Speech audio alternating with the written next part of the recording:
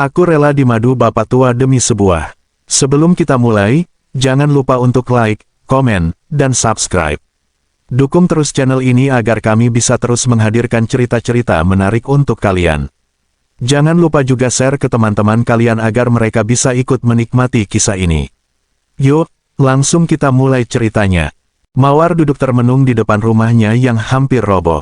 Matahari mulai tenggelam di ufuk barat, meninggalkan langit dengan semburat jingga yang indah.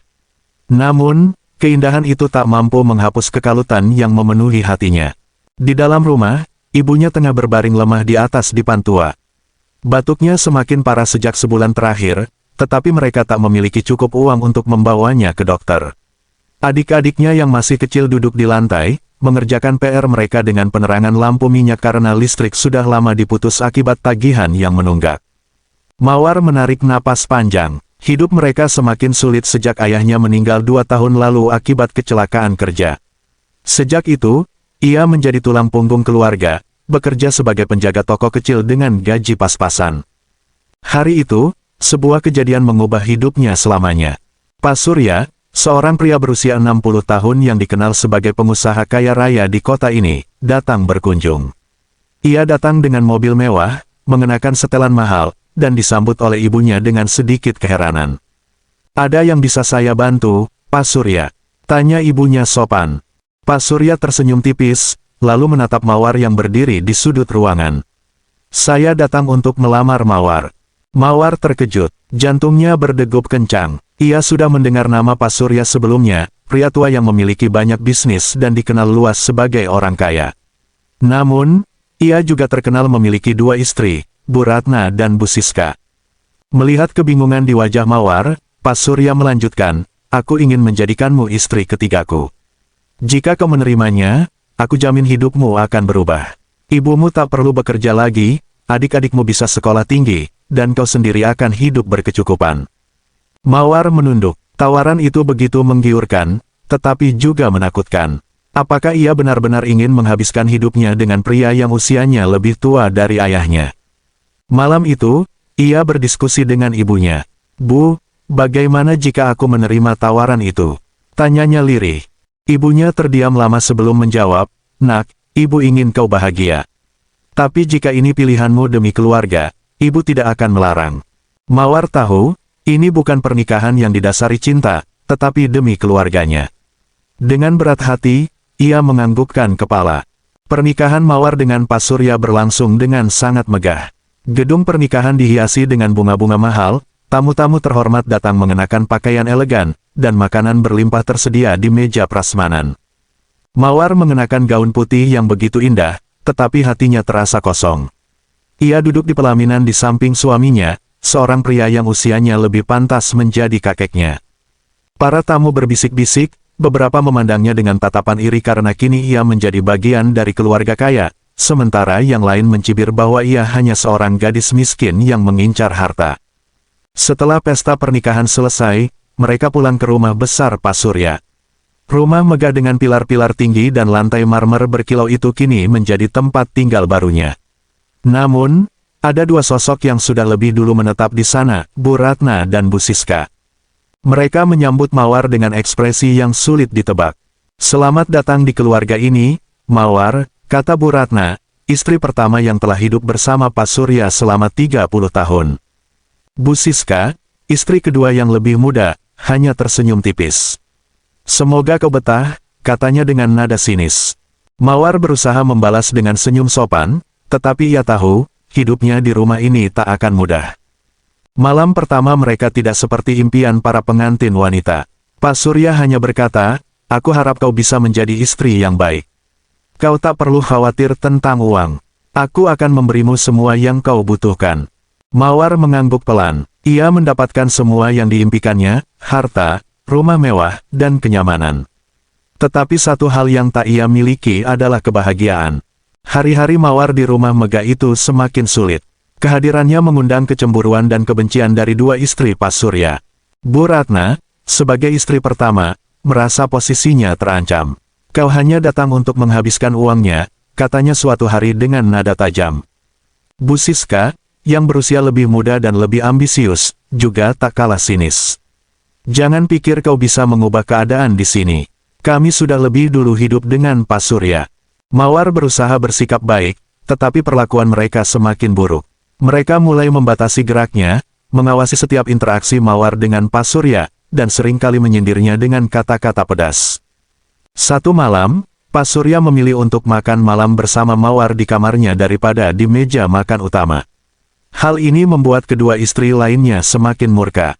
Tak lama setelah itu, perhiasan Mawar tiba-tiba menghilang. Ketika ia mencari ke seluruh penjuru rumah, Bu Siska mendekatinya dengan senyum mengejek. "Apa yang kau cari?" tanyanya dengan nada pura-pura polos. Mawar tahu ini bukan kebetulan. Namun, ia tidak ingin memperburuk situasi. Ia mulai menyadari bahwa meskipun kini ia hidup dalam kemewahan, tetapi rumah ini adalah medan pertempuran antara para istri. Dan ia tak yakin bisa bertahan lama di dalamnya. Hari-hari Mawar semakin berat. Hidup di rumah mewah ini tak seperti yang ia bayangkan. Ia memang memiliki segalanya, pakaian mahal, perhiasan berkilauan, makanan lezat, dan fasilitas yang tak terbatas. Namun, di balik semua itu, ia merasa kesepian dan tertekan. Bu Ratna dan Bu Siska terus berusaha membuatnya merasa seperti orang asing. Mawar tidak diberi kesempatan untuk mengatur rumah tangga atau mengambil keputusan sekecil apapun. Bahkan para pelayan pun terlihat ragu untuk menghormatinya karena takut kepada kedua istri senior. Pak Surya, yang awalnya sering menghabiskan waktu dengannya, mulai kembali ke kebiasaan lamanya. Ia lebih sering bersama Bu Ratna dan Bu Siska, meninggalkan Mawar sendirian di kamarnya yang luas. Mawar sering menangis dalam diam. Ia tak menyangka bahwa memilih jalan ini akan begitu menyakitkan. Ia memang menikah demi keluarganya, tetapi apakah kebahagiaan ibunya dan adik-adiknya sepadan dengan penderitaannya sendiri? Suatu malam, ia duduk di balkon kamar, menatap langit yang dipenuhi bintang. Dalam hati, ia bertanya, apakah aku telah membuat kesalahan besar? Tak lama, pintu kamarnya diketuk. Saat ia membukanya, ia melihat ibunya berdiri di sana dengan senyum lembut. "Bu," Mawar langsung memeluknya erat. Ia merindukan kehangatan yang sudah lama tak ia rasakan. "Aku bangga padamu, Nak," kata ibunya dengan mata berkaca-kaca. "Adik-adikmu sekarang bisa sekolah dengan layak, dan aku sudah mendapatkan pengobatan yang lebih baik."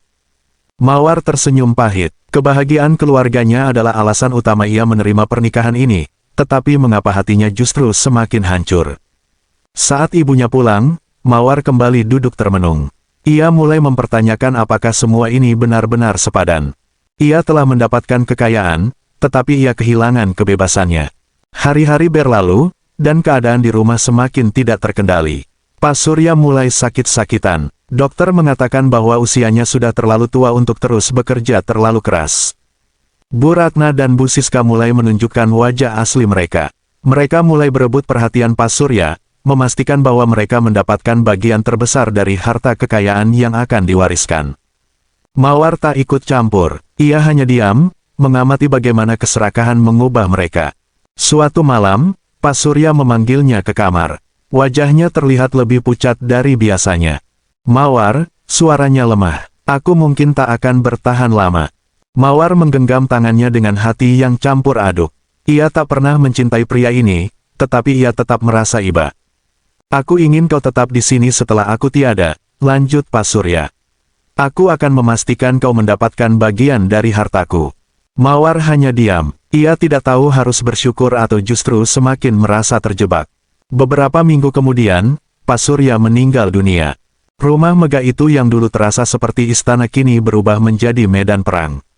Bu Ratna dan Bu Siska mulai bertengkar hebat tentang warisan. Saat surat wasiat dibacakan, ternyata Pak Surya membagi harta kekayaannya secara adil kepada ketiga istrinya. Mawar mendapatkan bagian yang cukup besar, cukup untuk memulai hidup baru. Bu Siska menatapnya dengan sinis. "Sekarang kau kaya, apa yang akan kau lakukan?" tanyanya dengan nada mengejek. Mawar tersenyum. "Aku akan pergi." Tanpa menunggu lebih lama, ia menjual bagian propertinya, mengambil uangnya, dan membeli rumah kecil untuk ibunya. Ia juga membuka bisnis sendiri, sesuatu yang selama ini hanya ada dalam mimpinya. Ia tak lagi hidup dalam kemewahan berlebihan, tetapi kali ini, ia merasa damai. Setelah sekian lama, akhirnya ia menemukan kebahagiaan yang sesungguhnya, bukan dari harta, tetapi dari kebebasannya.